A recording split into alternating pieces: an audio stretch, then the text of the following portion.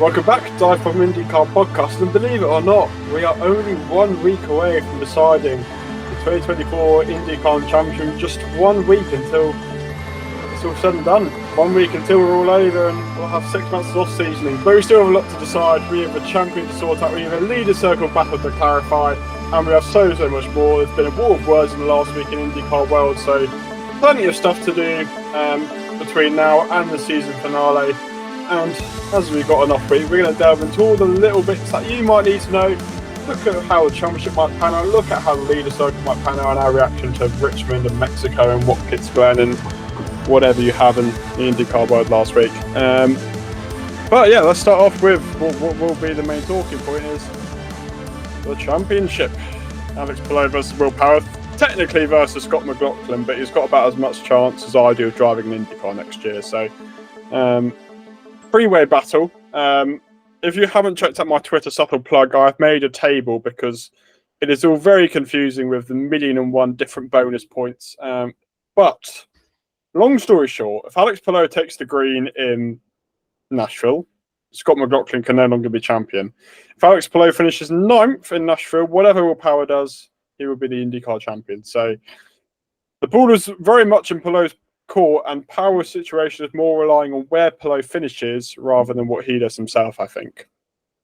Yeah, I mean, first of all, I can't believe we are at the stage where this is our final preview episode until we preview the 2025 season. It's going to be a whole 6 months already for the off-seasoning slog again. I just can't believe how quickly the season's gone, to be honest. But yeah, foremost, I'm glad we at least have something to play for.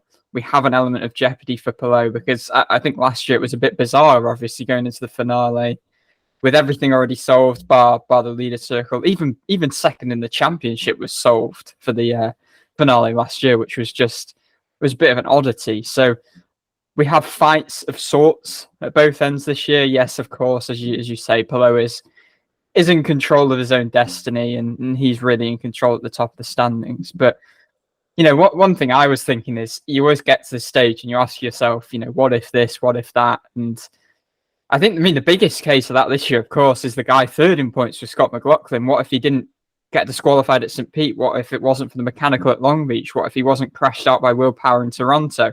What if it wasn't for a selection of his own errors? So, yeah, that sort of thing always crosses your mind. You know, you can look at that for many drivers. You know, what if Dixon didn't have Mid-Ohio, whereas the hybrid failed? What if he didn't have Portland, where he was crashed out? You can look at that with Will Power as well, I feel. You know, what if he didn't crash out at Indy? What if it wasn't for the Gateway restart? What if, you know, he didn't spin himself at Milwaukee last week? What if it wasn't for the penalty at Toronto for spinning McLaughlin? There's so much crosses your mind. But I think one thing that always kind of comes to the fore is that Palou doesn't really have these moments. And I bet he probably gets frustrated when people are saying, well, he's so lucky, everyone else gets the bad luck. But I think it gets to the stage where this has happened 2 or 3 seasons where it's not coincidental anymore. And I mean, look at Milwaukee. During the Ericsson-Newgarden crash, he was full opposite lock, saving the car, preventing himself from... Rossi said he was lucky. Yeah, well, I just don't think it's all luck at this stage. Like the way that he escaped that Ericsson-Newgarden crash, he probably had to save his car to avoid that. And even when he was struck down with an issue last week, there was a quick fix, and you know, he was quickly back out to capitalize on the attrition, even if like 30 laps down. And I mean, he's not fully avoided all the misfortune this year. He has been caught in strife. You look at Detroit, where he was caught in Newgarden's incident, one of those many restart crashes. And I think Power put it quite eloquently recently, where basically he said that Palou has this kind of unique, perfect mix of kind of playing the percentage game, but also taking risks. And I think you just can't ignore how special kind of what we are witnessing with Palou is. And yeah, okay, maybe Power could be closer. Maybe McLaughlin could be in the game instead. But we've seen errors from both of them. And okay, Palou had Iowa this year, but you so rarely see that. And maybe the other guys are making these, you know, minor errors in races that maybe just drop them a position or two, but over time that kind of accumulates a little bit. And you know, you don't see that from Palou. If he's not having a piece of bad luck or the Iowa incident, he's in the top 5 100% of the time. You cannot say that for anyone else, and that's so hard to do when it's so competitive. And again, I just really salute him for the season he's put together. And, if he is to go and wrap it up this weekend, then he's totally deserved it. We've got 6 months of off-season to review all that. So, might put a bit more towards this weekend. But yeah, put it this way. If Power scores maximum points, the Palou's got to finish 9th. If Power wins the race but doesn't get any of the extra bonus points, Palou will need to finish 11th. If Power finishes second, Palou would have to finish second with no bonus points. Palou will have to finish 22nd. If Power finishes third with no bonus points, Palou's the champion. So, put it this way, I've done some statistics for you. You haven't seen my Twitter already. Alex Palou, in his career, he has 23 finishes lower than 9th, 12 of them for Ganassi. This is in 80 races, 66 for Ganassi. He's got 9 finishes lower than 18th, which is what he needs to become champion if Power finishes second with maximum points. 5 of those for CGR. And if Power finishes third with maximum points, Palou is required to finish 23rd. He's got 3 finishes lower than 24th. 2 for Ganassi. And then when you go to ovals, 26 races, 20 for Ganassi, 10 finishes lower than 9th, 4 with Ganassi, 15 finishes lower than 18th, 3 with Ganassi, and 2 lower than 23rd, none with Ganassi. So, as I said, it's very much in Palou's court regarding the championship. Power relies on where Palou finishes, but Power still has to have a good result, which you've got to take into account. And look, he's tested there. There wasn't a full field test, so it's not really representative of who's where, but he's raced there before. It probably doesn't mean too much. Palou's only seen Nashville and I racing. Does it mean anything? Maybe. I don't know. There's not much practice. I think there's one practice session before qualifying, and then there's a high line afterwards, and then another practice session. So there's not loads of time to get up to speed. Obviously, Palou, Power, and the like will spend absolutely loads of time in the sim. Does going there mean anything? Maybe. But look, I think relying on Palou finishing quite low down the order is a challenge, especially when you look at his results this season, even on ovals. So I don't want to say it relies on Palou retiring or something along those lines, because Palou could well finish 10th. It's not out of the question. He's obviously a very good driver, but he's not perfect. So don't know. Yeah, I mean, I think it will obviously take Power's very best performance and also circumstances like we saw in Milwaukee. And Power, I mean, he must just be ruining having that spin, because he could be so much closer. It was presented to him on a plate, and even if he'd finished inside the top 6, he could have been, a good chunk of points closer to Palou. So yeah, he'll probably rue the misfortune there, here and there. And yeah, I mean, we don't want to put a downer on it, because there is still a chance, and of course there's still a chance, but it's going to take multiple things to go in a certain direction. It's not like it's, as it looked at times during Milwaukee where Power had his 3-point lead, for instance. It's not like it's that close, and it's a case of if one finishes ahead of the other, they'll take the championship. It's going to take a few things to happen, and I hope it doesn't get decided on a Palou mechanical failure, because that would just suck for everyone, really. Or a Power mechanical failure, for that matter. Or a Power mechanical failure, for that matter, if Palou is that far down the order. But at the same time, I'm just kind of not contemplating that being a fact. It would take something bizarre to happen for Palou to end up down in the teens, for instance. So, yeah, it's just hard to see a way that Palou. It's hard to predict anything, because there has been no test, so we don't have any representation of who is quick. And Nashville's not an oval we can compare to, let's say, short ovals, because it isn't a short oval. It is, well, it's not like Texas, but it's more like Texas than it is like Milwaukee, for example. So you can't really say, oh, this means this and this means that. Like Ganassi haven't qualified particularly well at many ovals this year. Palou qualified in the teens in Milwaukee, but that doesn't mean anything going to Nashville. Penske's oval dominance, okay, it might play a factor, but doesn't mean they'll win at Nashville, because we don't know. So it's quite hard to say, oh, Power's going to probably be running top 5 a race, Palou will probably be top 10 a race, because we don't know. There's no basis to go off. 2008 was the last race. Power raced, yeah, great.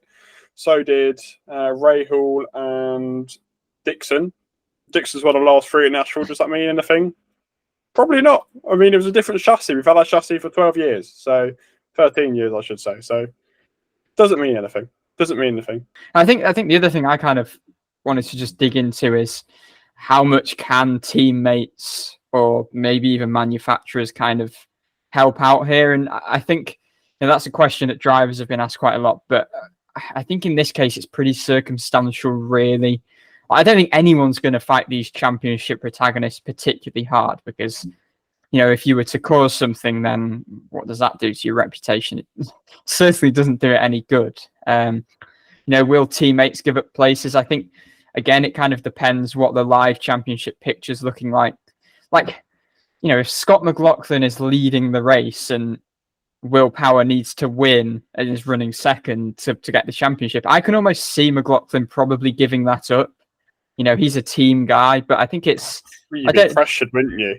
You'd be pressured. I think you'd almost have to, because it gets to the stage where, teammates will remember the favours, and we've kind of spoken about, McLaughlin, if not for this and that, could be in the championship fight, and looking next year, he's got to go into the season as one of the favourites. What if it gets to a stage where last race next season, he maybe needs Power's help?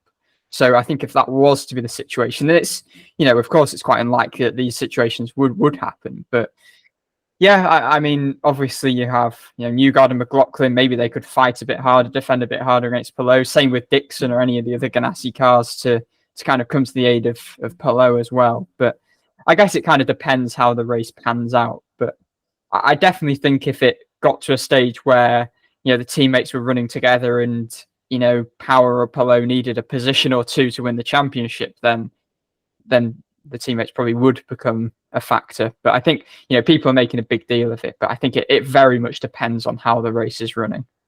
Yeah. And there might be no need, because Palou might be running a sixth the entire race, and it's sort of like so hard to say because we can't really predict anything. There's no past data, there's no testing to go off, and there's nothing really represents this circuit. It's obviously a mile and a third oval made out of concrete. IndyCar's raced on concrete in a very long time. I don't know what that means compared to normal asphalt, but there are some concrete if you're ever interested.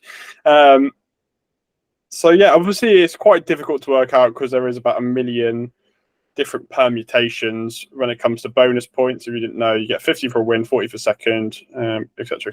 But you get 1 point for pole, 1 point for leading a lap, an extra 2 points for leading the most laps of anybody. So, like, even pole, like, I don't want to put words in anybody's mouth. I think pole may be a bit of a long shot in comparison to, let's say, Power getting pole, which you don't see as much of a long shot, being the greatest qualifier in IndyCar history. So, again, 1 bonus point, it could make a difference. It made a difference in 2015, Dixon versus Montoya. So, yeah. And I mean, that's harking back to Palou and the issue at Milwaukee. Maybe that could be the difference. Them getting him out and fix up so quickly. They could have easily just, retired the car. Thought, we'd just been stumped by whatever the issue was. I think another thing on the teammate factor actually as well is it's not out of the realms of possibility that McLaughlin could still finish second in the championship, which is another kind of thing to consider with the whole Power element. How hard do you race him? How much do you fight? And do you help him out? McLaughlin will want to be the top Penske car for a second year running and continue kind of his upward trajectory. Obviously finished third in standings last year, and if he can make that jump up again, make those gains year to year, I think that probably means more than people have kind of given consideration to as well.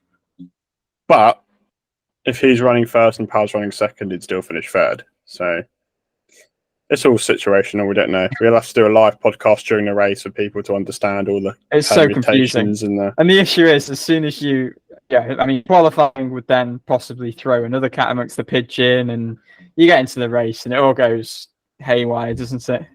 Yes. As I said, if you want the chart, look at my Twitter.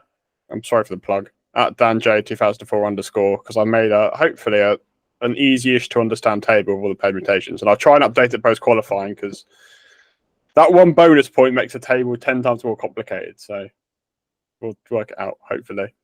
But look, we're not going to beat around the bush. I think it's going to take quite a lot for Palou not to win the championship. I think it'll take either a mistake or an incident or something for him, considering he hasn't finished outside the top 10 on his own merit since, oh gosh, that's a long time ago. Portland 22. I think it's a bit of a stretch. Well, I guess Iowa 24, you could say, but I said finished, not classified. So there we are. I'm still technically correct. But yeah, no, I can't see it happening. Yeah, I'd like to see Palou win it, and look, I'd like a little bit of drama. Maybe Palou qualifies poorly or something, but I don't know. I can't say because we don't know. I've got no more to add really. I think it's just it feels like a real long shot. I mean, we can hype it up as much as we kind of want, but it's completely in Palou's control. And when things are in his control, he is the master really at just not taking any unnecessary risks and just bringing it home as he needs to. So yeah, it's Palou's to lose by a significant margin. Yeah, and I can't see him taking many risks either. So I mean, I like Palou to win. Let's say it's the difference, but it's not because he won the championship 2 years ago. So it's not like he hasn't won it in 8 years or something. He did win it quite recently. So if you want to support either Will Power or Alex Palou, if you're either side the coin, or if you're an absolute rogue and go Scott McLaughlin, Palou will crash out on the pace lap or something. Might want to support him too. You never know. I mean, stranger things have happened in IndyCar, but I think this would be the strangest. Anyway, if you want to support Palou or Power or McLaughlin or any other driver, for that matter, you can head to Formula Motor Shop to pick up your IndyCar merchandise. Obviously, the season is ending, so there might be some sales or things to look out for in the coming weeks and months. But if you want to grab your merchandise before Nashville, you've got a small amount of time to head to Formula Motor Shop, the best place to get your IndyCar merchandise in the UK and the rest of Europe. You can use the discount code 5BOMB, or one word, FIVEBOMB, to gain 5% off products on the FMS site. Visit the highlights on the DIVEBOMB Motorsport Instagram account for a link to an exclusive VIP section on the FMS store, courtesy of DIVEBOMB. Or you can head to formulamotorshop.co.uk or visit the DIVEBOMB website first and click the link on our homepage. Stay tuned for exclusive giveaways, events, and other content. Other side of the conundrum is the leader circle. We haven't touched on this too much throughout the course of the year, but if you didn't know, the top 22 entrants in the standings get a bonus of $910,000. Yeah, I don't think it's known exactly, but it's somewhere in the region of $1 million, and it's confusing as well because two of Ganassi's entries aren't included. Yes, they only have 3 eligible. Yeah, so Andretti, when they ran 4, were eligible because of some weird historical rule, but Ganassi are only allowed 3, so it's technically the top 4. Simpson's not currently in the top 22 anyway, but the number 11 actually, and the number 4 are ineligible in the leader circle. So it comes down to the top 22, excluding those entries. Now, if we cast our minds back to when Colin Daly replaced Augustine Canapino, that was because they needed to wheel themselves into the leader circle. Daly did obviously got the podium in Milwaukee, and he's moved up to 20th in the leader circle. So currently, he is 15 points above the cut line, which is a pretty comfortable gap. So I don't think there's going to be worries there. David Malukas is 13 points above the cut line. Again, I think he's pretty safe. But there's 3 cars in very close proximity. 177, that's the number 30 Rahal Lanigood of Pietro Fittipaldi. Then he is 2 points above the number 41 AJ Foyt of Stingray Rob. And then below the cut line is the number 20 Ed Carpenter Racing, could be driven by Christian Rasmussen, but at points have been driven by Ed Carpenter this season. So 2 of those will get the bonus. 1 of them won't get the bonus. You've also got the 51 coin, which is in mathematical contention, but will need a finish of at least 10th, which it hasn't had all year. And you've got the 18, which requires a victory, basically. And look, stranger things has happened, but I think that'd be even stranger than Palou parking it on the formation lap and McLaughlin winning the title. So we'll focus on the 30, the 41, and the 20. Yeah, it's tight, really tight. I mean, one of them is going to miss out, and you could make a case for all 3 of them. I think I'd be the most worried for the 30 based on their overall form this year. I know we said stuff can't translate, but look, the last 2 years, whatever overall it is, RLL haven't been great. But yeah, really intriguing battle, but I think the 30 from face value is probably the most in trouble.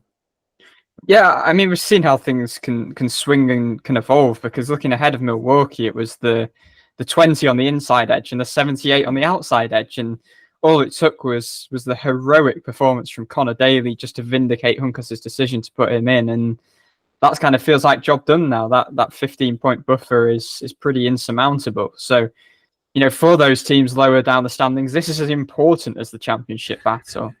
So yeah, now it's the 20, satisfyingly for Connor Daly, his old entry on the outside edge looking in. And, I'd be encouraged, I think, if I was Ed Carpenter Racing, obviously, Ed putting Christian Rasmussen in that car. 2 pretty good performances at Milwaukee. Obviously had a decent Indy 500 as well. So I'm pretty confident in his oval ability. Initially that decision stemmed from, I think, Christian outperforming Ed at the Gateway test. And the 78's even ahead of the 66, which is astonishing, really, because it feels like Malukas has had a pretty good run since coming in. But he's only had 1 top 10. He's just like the results, hasn't he? Obviously, I think Gateway's the big one where he could have won that race and he'd be miles clear. But he's still that. It would take a lot for that entry. It would take all of the other entries really to finish inside the top 10 for Malukas to be in any trouble, even if he kind of didn't, if he had a crash or whatever. So I think Stingray Rob is a bit of a worry. I think as much almost as Pietro Fittipaldi, he just had a really pretty disastrous Milwaukee weekend. I think, he will probably be encouraged by, and I'm encouraged for him that he had that 9th place finish at Gateway. That's kind of shows the potential and, some of the progress we have seen from him this year. But I think Milwaukee, while his teammate finished 4th twice, was just it's just not a good weekend for him. So it's important for him. I think he's under a lot of pressure. It's weird because it does feel like the 20 on the outside edge at the moment is almost the car that is kind of the favourite to avoid missing out. But yeah, I think it's a real proving ground for Rob for his future as well. But then just the 30, we don't even know how well Pietro Fittipaldi's driving, because Portland was the most erratic weekend we've seen from any individual driver really all season, before Milwaukee was just catastrophic for the entire team. So I'd be really worried if it was them. I think they just about made it at the end of last season, but I do fear for them being possibly the team to miss out this year. With a little help from Connor Daly. Yeah, with a bit of help from Connor Daly. But it's just, it's a strange one. It's so closely fought down there. The 3 points splitting these entries, but RLL particularly, they've put all this effort, the resources into improving on ovals, and yet another, it feels like, wake-up call for them if they are not to make the leaders' circle. It's huge for them, really. It'll take a real inquest yet again for them. So yeah, I agree with you. I think it's Fittipaldi in the 30 that I'm most worried about, to be honest. Yeah, we saw the 41. We saw how bad they were in Milwaukee qualifying. We've said a few times it was slower than Indy next times, and that thing was struggling to get round. Again, Rob's been race 2 Milwaukee. He was really erratic. He spun and crashed, caused multiple cautions, and Iowa didn't have a much. I guess he piled over Rossi, which wasn't fully his fault, but when his best races this year, both on ovals, if you think to the Indy 500 and Gateway. So, it goes either way. He could have a great day. He could have a poor day. Again, there's no track record at Nashville to go off. I know it doesn't mean much, but Ed tested at Nashville this year. So maybe the 20 has a bit of data to go off, which again might help, because I know it's not much, but every little thing could make the difference in the context of this leader circle standings. So, yeah, it's hard to say. Rasmussen, as you said, a good Milwaukee, apart from the fact he piled into Rahal in one of the races. And we sort of highlighted pre-season the importance that Ed's going to play in this car to get into the leader circle. He didn't do the job. I'll probably get onto that in a minute, but he didn't do the job he needed to do. And Rasmussen just like a better oval driver. He was quite strong in ovals in Indy Next when he was around there. So, yeah, I think there was a bit of confidence in Rasmussen. Again, VK has been pretty solid in the ovals. I've highlighted this a few times, but VK's ovals performance has actually been quite good. He's got 7th for Milwaukee, 8th and 9th for Iowa, 9th for the Indy 500. So he's got, plenty of top 10s. 10th in...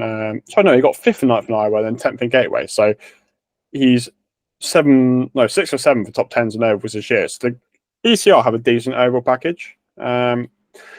So on that basis, I'd be at least worried about them. Rob's going to be down to his own performance, right? I mean, Ferrucci's been strong on the ovals, 4th and 4th Milwaukee, a 6th in Iowa, 8th in the Indy 500. So Rob's more driver dependent and Fittipaldi's more team dependent, but I'm worried about the 30, especially for a team that do need budget. So yeah, I think the only saving grace for the 41 and the 30 is Rasmussen has looked on the verge of crashing quite often. And the Indy 500, it was fireworks, but it does look a bit on edge. And obviously Rahal comments that maybe he's being a bit over aggressive. That could get him into a bit of trouble. I think he's got to make sure he's a bit more controlled and not quite as overzealous as maybe he has been. But he's certainly got the speed to get in, and hopefully for him getting comfortably. Yeah, I mean, it's completely down to RLL because they haven't been horrible on every oval. This is the thing. Like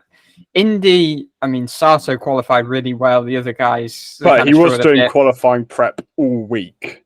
Yeah, he did no race prep the first week. That's true. And then they raced pretty well. They had obviously Fittipaldi crashed out at the start, but they finished 13th, 14th, 15th in the race, so that was all right.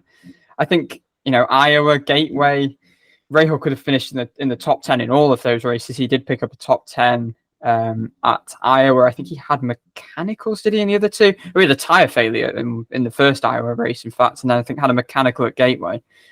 And, the speed can be there, but also the speed can really desert them and they can be left scratching their heads with no idea what to do. So I think coming off Milwaukee, I think it is a big worry.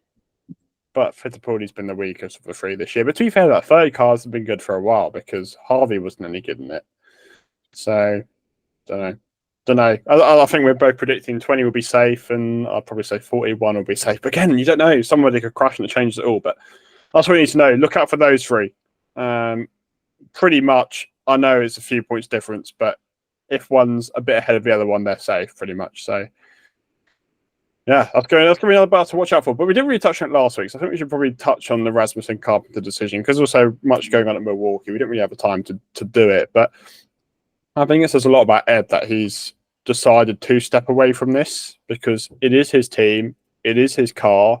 He's been driving the ovals exclusively for almost a decade now, over a decade, I believe. So, look, he's got plenty of wins on ovals. He's been on the pole Indy 500, but he obviously thinks that this young gun is quicker than him. So I think it says quite a lot. And look, Ed hasn't been good in the ovals. Rasmussen was better than him at the Indy 500. Iowa, he had that collision with leg, which is a pretty 50-50. I know leg got penalised. Iowa race 1, he retired. Gateway, he wasn't any good like qualifying. He was miles off the pace. So I think it was a very, I would say mature, but he's like a team owner. So it's not like he's lacking youth or anything. But it was a wise decision.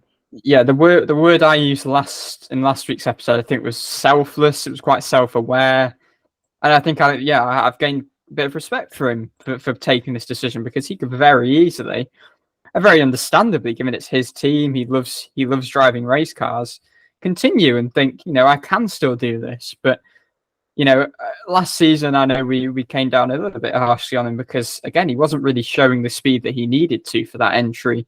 Well, obviously it was an extra entry, and then this year he's gone back to the 20 car. They've cut that third oval only entry. They've got the best personnel on that car, and he's still not delivering. So I think that kind of going back to the two cars, using your very best personnel rather than having this kind of extra, part-time team or smaller group of people on the extra 33 entry this year.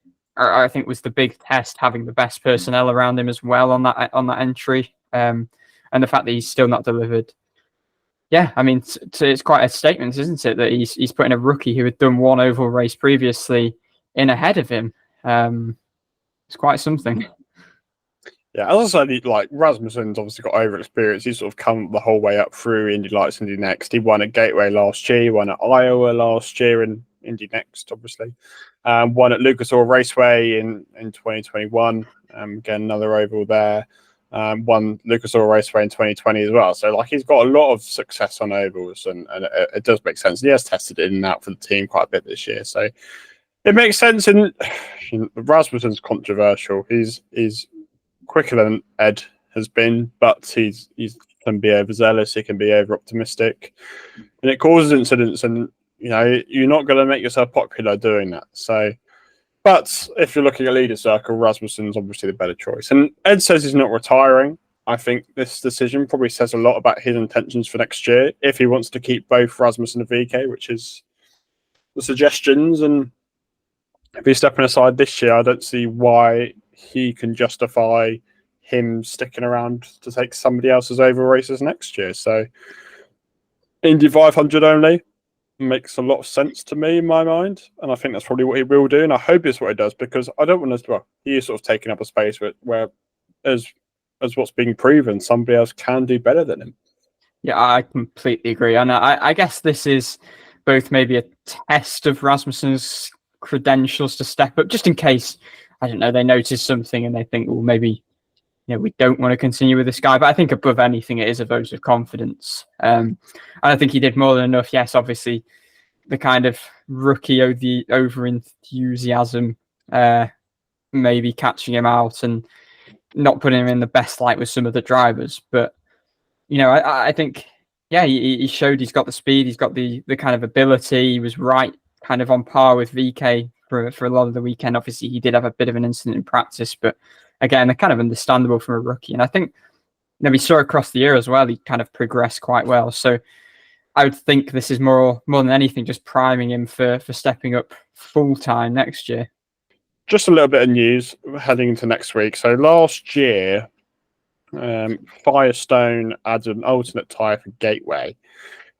We asked Firestone earlier in the year, said it's not happening. It is now for Nashville. They're adding an alternate tyre for the race. So you've got to run 2 alternate tyres, and one set of the primary tyre can be even new or used. But the alternate tyres make a return on overs. I thought it made no difference in Gateway last year. So it's not that I'm not a fan. I just don't see huge benefits in it. But something else to add to the mix in Nashville. Yeah, I mean, I think to me it feels like quite a risk going into kind of a high stakes finale, whether both at the top of the championship and as we've just spoken about, in terms of the leaders circle and that valuable contract as well. I think the fact that there's not been a full field test at Nashville to kind of evaluate this is a little bit of a concern. Milwaukee, we had a full field test. They went away, changed the tyre compound from that. It was only, very select few cars that have actually tested it at Nashville. I think that does make me a little bit worried, given, they've not been to this track for 16 years. They've not been to the track with this car. We don't know what the package needs to be as such in those race conditions. So, I mean, I guess it's not giving Firestone enough credit to say it's guesswork, because there's obviously very clever people there, and eventually they didn't test the tires that were used at Milwaukee previously, and they proved to be the perfect compound to allow that really cool spectacle that we saw. But it's just kind of the big question looming, of course, isn't it? Is this really the right time to reintroduce this, and something that's still kind of in this experimental stage? Imagine a tyre failure for Palou that makes him crash out of the race and lose the championship. Don't look clever there then, do you? But then at the same time, it could be great. It could be a real test of the drivers who will adapt best to this, and this sort of unknown could add to the spectacle. And I mean, Gateway last year, I've seen people saying, it was a success. I mean, I don't know if I'd say it was a success. I'd say it wasn't a failure. I mean, nothing went wrong. Nothing really changed, though, did it? It wasn't. Yeah, I just don't remember it being having a huge impact. Maybe if they have created more of a disparity between the compounds, it will offer this other dimension. I mean, I'm not sure why they ditched it in the first place, to be honest, because as we said, it wasn't a failure. It adds more strategy options as the series is kind of trying to push to enhance the racing even more. I guess maybe still fearing that the hybrid is maybe somewhat of a hindrance. That's kind of just reading between the lines. yeah, if it does offer real disparities and degradation, that could be great to kind of offer this sort of chaotic passing frenzy that we all love. I mean, the allocation, having four of the alternate tyre sets and only 6 primary, yeah, that's a lot of the softer tyres to actually get through. I think the fact that they have said you have to run 2 sets of the alternates, you know, I think part of the thing at Gateway was drivers would just run it for a short stint and just try and get rid of them as soon as they possibly could. So maybe saying, okay, you have to use them twice, maybe that could increase the kind of impact it has on the race. But yeah, I mean, it's just something interesting to follow in an extra dimension. It could go really well. I do have the lingering worry that it could go really badly. As long as there's no failures, then great. Yeah, so we've just obviously got a few other nuggets to touch on as well. And before we get into some of the hot Mark Miles comments that have been widely discussed, we just wanted to touch a bit on the charter as well, which, I mean, it's something that's been discussed for a while, yet to be announced. I think, you know, there have been reports that it should be announced somewhere around the season finale. But it's a very American concept, and I understand some of our sort of European viewers may not understand what a charter system is. I mean, I guess that kind of makes it hard to have real formed views on the situation as well. To kind of explain, it's basically something that's intended to create security for the assets of existing IndyCar teams. It's something I don't know whether they have to buy. Well, some teams will have to buy them. I think some are maybe given out.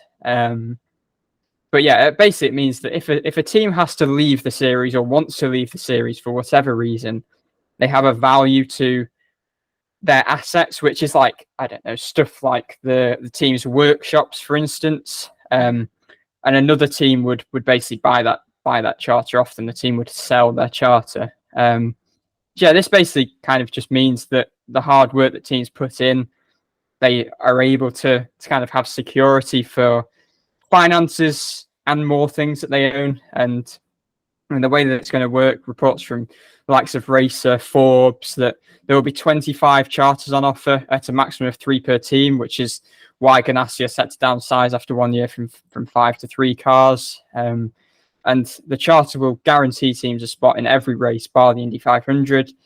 The field will be capped at these events at 27. Obviously, again, not the Indy 500. That will remain at 33. Bumping will still be a thing. Any car can get bumped. But Prema, as a new team, for instance, they will not get a charter automatically. And this is where it kind of gets a bit confusing, because they would then have to buy a charter off another team if they wish to have one. Basically, if Ganassi remained at 5 cars, they would have 2 non-chartered entries as well.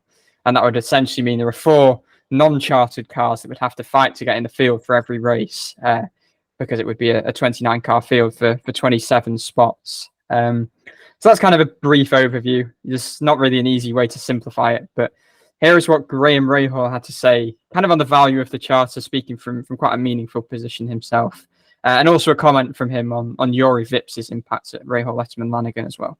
Yuri obviously raced with you again in Portland, but he's been on the sidelines for the year. What have you made of him as a teammate while not on track this year, and how valuable has the work he's been doing off the track this year kind of been to you as a team? Well, I think Yuri has a great professionalism about him. He is present. Often when I go into the shop to go work out, to do whatever it is that I'm doing, which more often than not, I'm just in the way and it's not worth me, bothering everybody. But, he's there a lot. Obviously, he's been doing some sim stuff for us, but keep in mind, we're regulated on sim days by Honda. It's not like we can just go to the sim any day that we want. They're very good partners, and they've allowed us to utilize the static quite a bit, but the motion sim is restricted quite a bit. But Yuri's been a pro. He's been a pro in that regard. And like I said, here's a gentleman who's, he was one mistake away from probably being Verstappen's teammate, right? And that's not just me saying it. That's a reality. He's had great success on the international, racing scene, and he deserves a chance in IndyCar racing.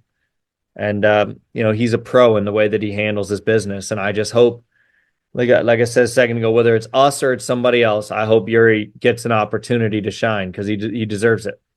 Nothing is confirmed, of course, but there are obviously reports that IndyCar is kind of exploring introducing a charter system. As one of the more kind of senior drivers in the series, I just wanted your take on kind of, is that something you would be in favor of being introduced? And kind of in an ideal world, what would you want to be included as part of a charter agreement? Yeah. Well, the charter is a must-do. It's a shame it hasn't happened yet. If you look at the owners that are in this sport already, they've invested tens of millions of dollars to be there. And just to be clear, I don't even know what the charter agreement says. It's not been discussed. It's with me, at least. I'm not privy to any of that. But all I do is I sit there. I'm a businessman too. You guys know that. And I sit there and I look at the investment that's been made. And I'm not talking about just in the assets like buying a race car, but buildings, infrastructure, employment, individuals. There's been a long dedication to the sport by people like us, or my family, Mike Lanigan, like the Foyts, obviously Penske, Ganassi, Andretti. The list goes on, and they deserve the security of that asset. They deserve the security from the series that Dave and I can't start a team tomorrow and go compete. While that sounds good, the reality is that undermines the value of being a team owner in the sport. And that undermines the value of the investment that they have made over all of these years. And so I look at it very simply. My family and Mr. Lanigan have made a massive investment in the building that we have in Indianapolis to provide a workspace and an environment that is unmatched and unparalleled in IndyCar racing. If Dave and I can start a team tomorrow and just go race, and we can race out of a shed at the back of his house, it clearly devalues everything that we have done. And you can't sit and go, yeah, well, you have property investment and real estate value, because that shop is specifically built to be a race shop. It is not a warehouse. It is nothing other than a top tier, top level racing facility. And so we need the security of our investment, in my opinion. And again, I say this stuff, I've never seen the charter. I've heard pieces from Dad about, this, that, and the other thing. And I probably presented him with questions that he hadn't even thought of yet. But I think it's really important. And it does affect me on a personal level because, as I said, maybe today I'm not making those decisions and in that position, but someday I will be. And someday that pressure will be on my shoulders and not my father. And it'll be on Pat Lanigan's shoulders and not Mike's, right? So I've got to look at this with a long runway of where's it going to be. I think it's very important that the charter system is in place. And I think if you want to play in this series, which is a great thing, we want a lot of people to play, but you got to buy somebody out, or you've got to make some sort of a tangible effort financially to make it worth everybody else's time. Yeah, just off the back of that clip, I mean, I think it's first just to say, I find Graham Rahal quite a fascinating guy. I'm glad that we kind of asked him that question as well, because he gives quite a unique viewpoint, kind of, with the prospect basically of him kind of assuming the ownership role of the Rahal Lesman Lanigan team in the future. I think, a lot of people from the outside are understandably against the charter, and elements such as making IndyCar a closed shop and making it harder for new teams to get into the series it doesn't quite feel right. It doesn't necessarily feel conducive to growing the series. But at the same time, I don't think it's fair to call it gatekeeping as such. I think it's just kind of an unfortunate flip side of something that maybe is necessary to just support the teams that have kind of been the backbone of the series for so long. Maybe it's an off-season thing whenever it gets announced to kind of dig into the intricacies, such as, capping field size. Do we really like that at every track? I think, yes, at tracks where the pit lane's too short, maybe not at others.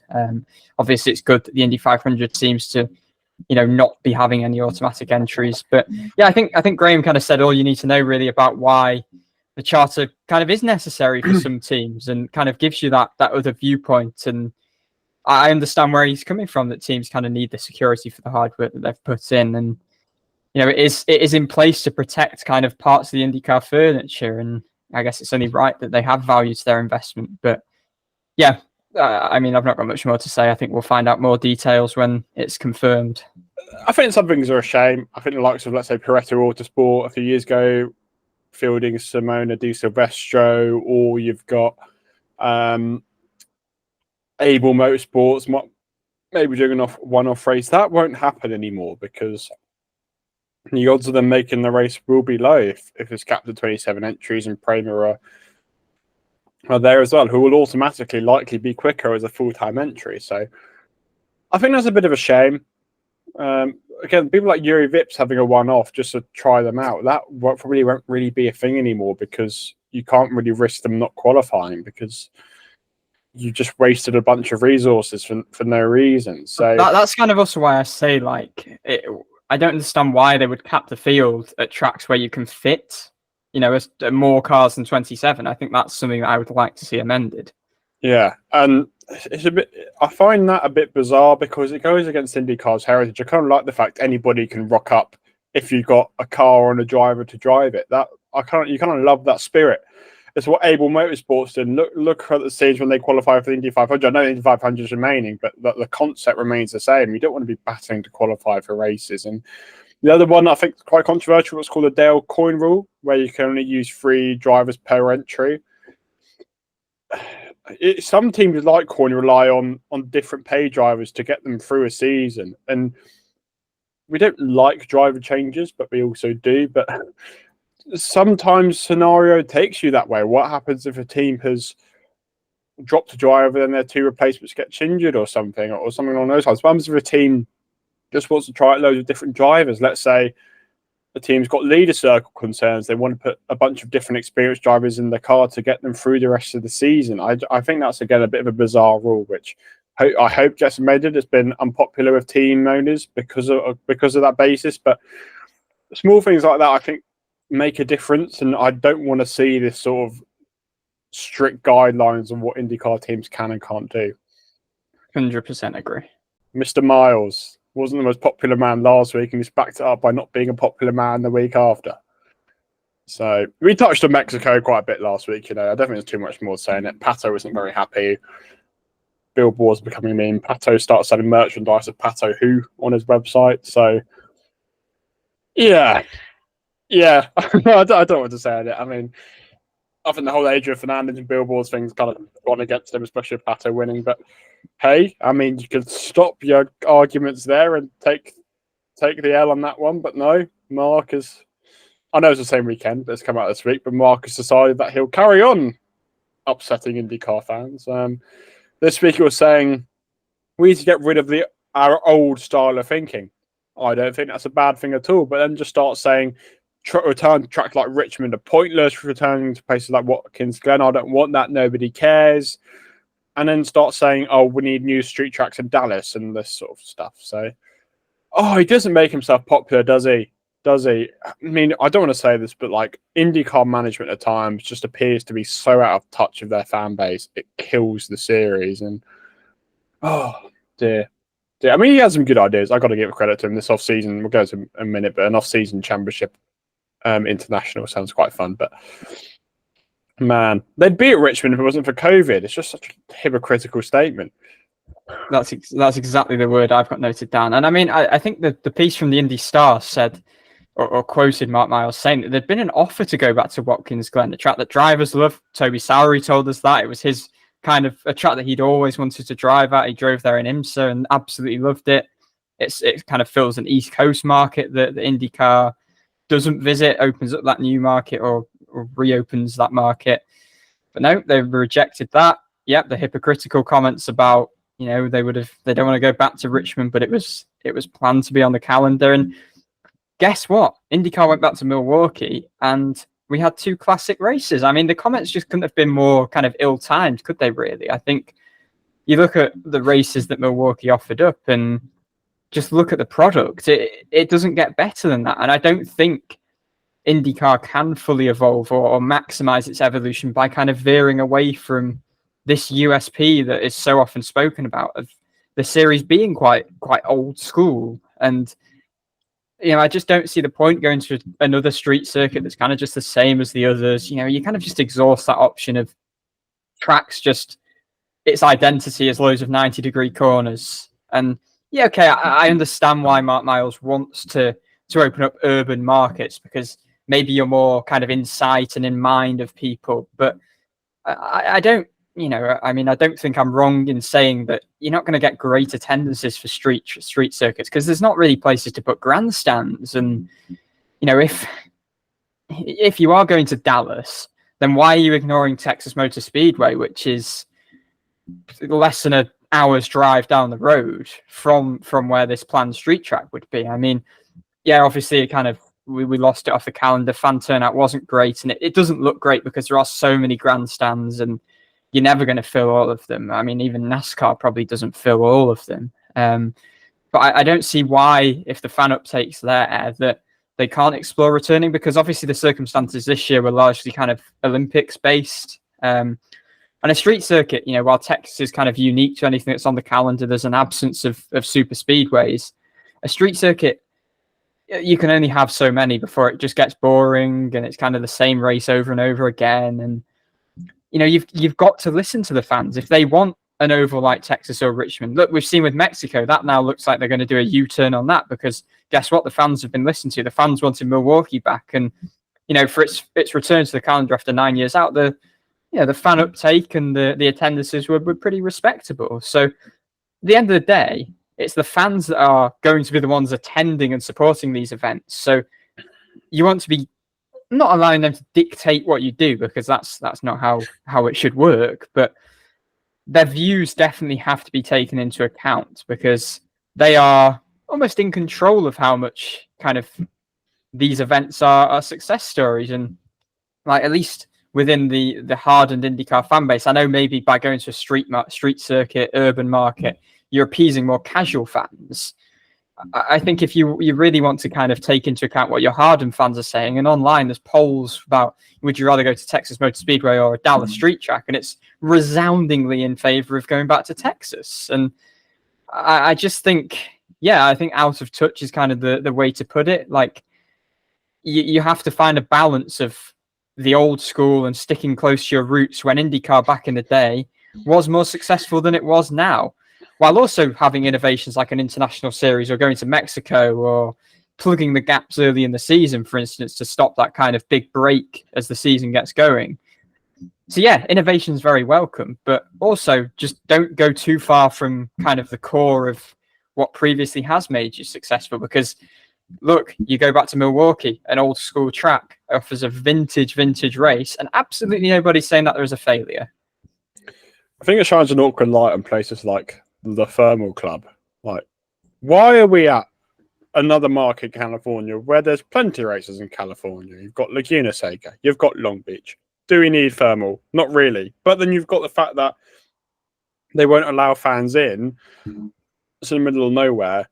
And look, it's an okay track, but the racing we had wasn't very good. I know that that's format based, which doesn't take everything into account, but like, it wasn't like, nobody wants to go to the thermal. Nobody's getting excited that IndyCar's going to the thermal, are they? So why are we going to thermal but not going to places like Texas? Why are we going to the thermal and not places like Mexico? Why are we going to the thermal and not going to places like Watkinsville or Richmond? If we're talking about markets, we've just added a track in another market, but you've in an existing market, but also said nobody can go to that track. So what's the point? What is the point? Nobody cares about the thermal. Like, great, it was nice as a one-off exhibition, didn't work. Oh well, we move on. But yeah, it's taking a spot on the calendar where we could be somewhere else, like Texas.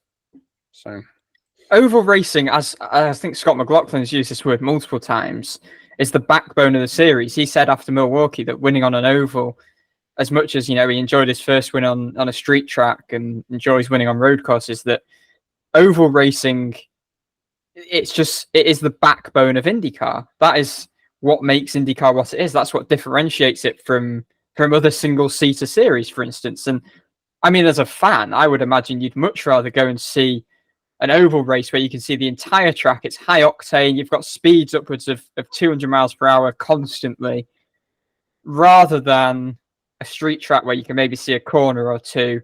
the cars just flash by. And, if you're going to Texas and the concern about going back to Texas Motor Speedway is, we'll have empty grandstands. Who's saying that a street race in Dallas is going to have any more uptake from fans in the exact same market anyway? Yeah, I mean, I've got an in-depth kind of opinion feature on the DIVEBOMB site if you want to read more about this. But yeah, I think out of touch is the best way to put it. I think you've got to you just have to strike a balance, and I don't think they're getting the balance right at the moment. Yeah, I mean, you mentioned this off-season international championship. He's been mentioning it for a few years now, but it's maybe saying 2026, 2027. They've also got a new Premier Street race, I think they suggested. I don't know where it is. I think this might be the Dallas one that they're talking. That was what the IndyStar reported anyway. Fine. There's suggestions they might go to South America, whether that's Argentina, whether that's Brazil. And this off-season championship might also have Australia was one suggested. Japan was one suggested, which is interesting considering there's no full-time Japanese driver.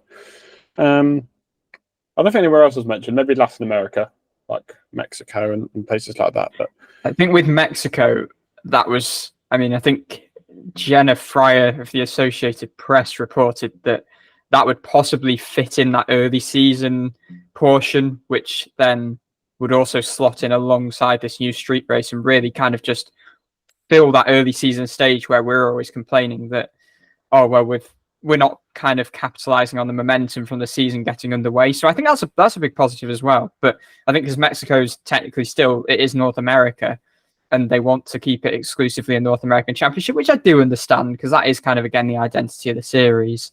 That would maybe be regular season, which is great. I mean, they haven't gone outside of the US and Canada since Sao Paulo in 2013, I don't think. So again, that's kind of positive. And, I understand the logistics of an international race in season. You've got sponsors who are mainly US based, the costs, they're having to ship here, there, and everywhere. It can get tricky. Sorry, I cut you off. That's all right.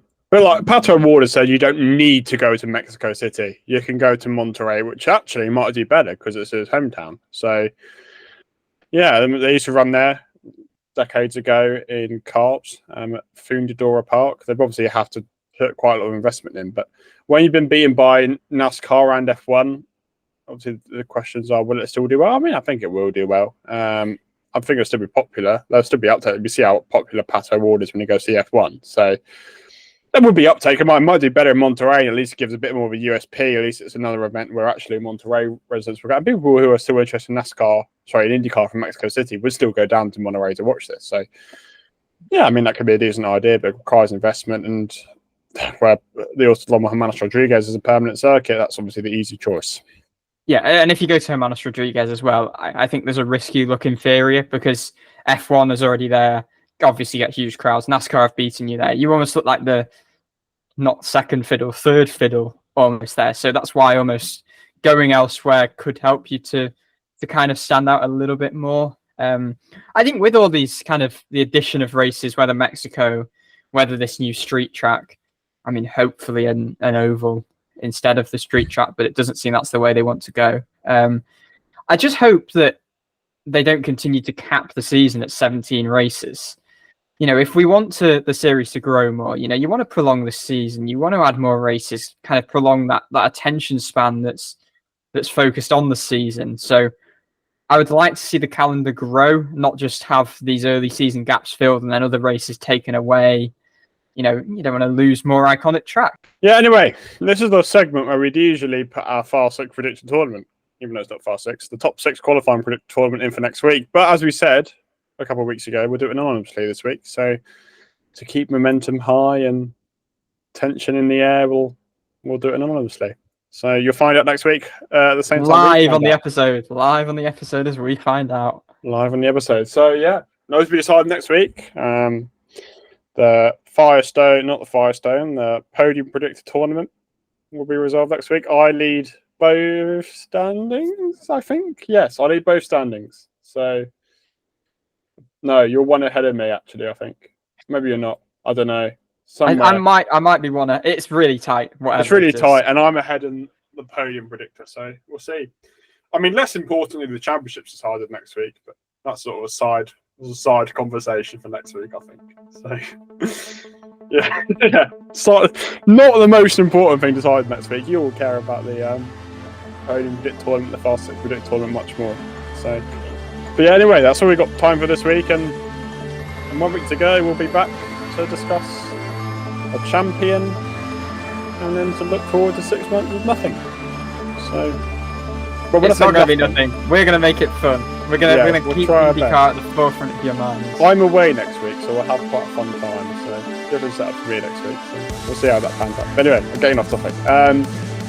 Yeah, I'm not getting off topic because it's still next week. Next week, championship decided, Firestone Fast 6 predicted tournament decided, podium predicted tournament decided, and a race to review for the first time in Nashville Superspeedway in 16 years. So thanks very much for watching. Thanks very much for listening to this one, but make sure you're there for the next one. See you then.